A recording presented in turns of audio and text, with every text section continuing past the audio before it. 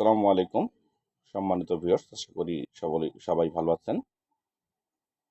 তো আমি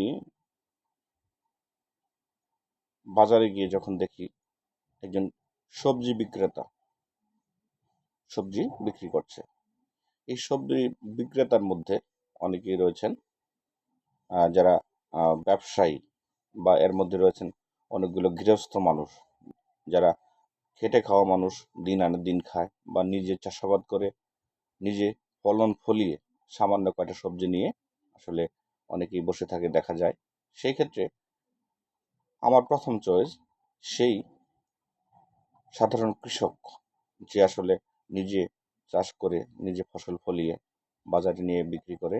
সেই ফলটি বা সেই শস্যটি অবশ্যই ফরমালিন মুক্ত এবং নিরাপদ।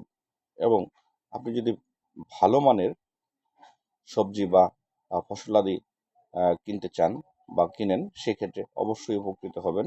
এই গরিব কৃষকটির সবজিটি যদি আপনি কিনেন, তাহলে সেক্ষেত্রে সে নিজেও উপকৃত হলো, আর আপনি নিজেও উপকৃত হলেন। এবং আরও যারা অন্যান্য সবজি ব্যবসায়ী রয়েছেন, তারাও অবশ্য এগুলি বিক্রি করবেন। অবশ্যই তাদের প্রতি আমার কামনা, তারা যেন ফরমালিন মুক্ত, ভেজাল মুক্ত সবজি আমাদেরকে দেন, এবং ফরমালিন মুক্ত সবজি আমাদেরকে যেন প্রদান করেন। তাদের প্রতি আমার বিশেষ অনুরোধ।